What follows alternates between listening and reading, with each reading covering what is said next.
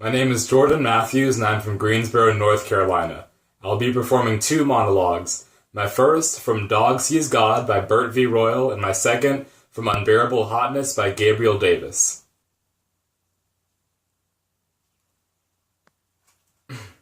God, this is embarrassing.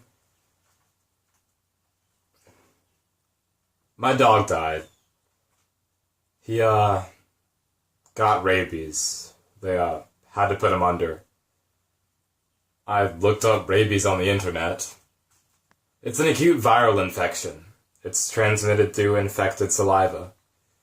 I guess he must have been bitten by something that had it, maybe a fox or a raccoon. Bats can have it too.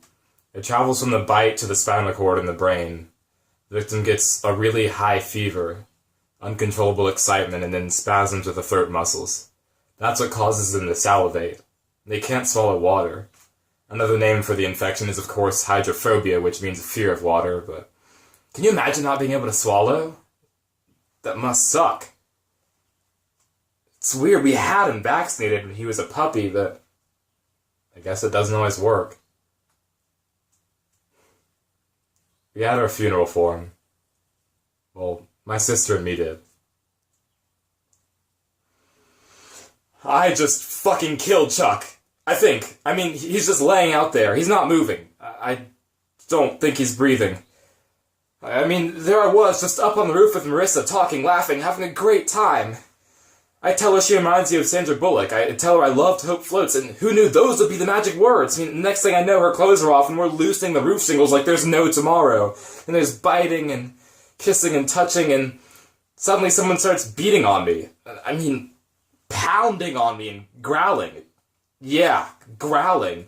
And I look up, and there's Chuck, and I'm like, what's the problem? And he's like, the problem is, dude, you're fucking my girlfriend. And I look at Marissa, and I'm like, you're someone's girlfriend? And she's like, no. And then comes out that Chuck just wishes she's his girlfriend, but she's actually his cousin or something, and then he's got these feelings of guilt about wanting her, and then he starts crying. That ruined the mood, and Marissa puts her clothes back on. She goes back down through the window, back into the party, and then I'm left there with Chuck.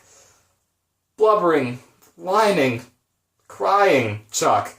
And he starts in on how he's just this total fuck-up, and maybe he should just fling himself off the roof. And for a split second I'm thinking, yeah, fling yourself off the roof, do it. But I don't say that. I say, hey, man, you're gonna find a girl, buddy, just maybe not your cousin, huh?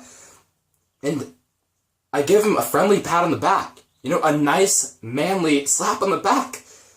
And he looked heavy. I mean, who knew he'd go flying? Who knew he'd go flying right off the roof?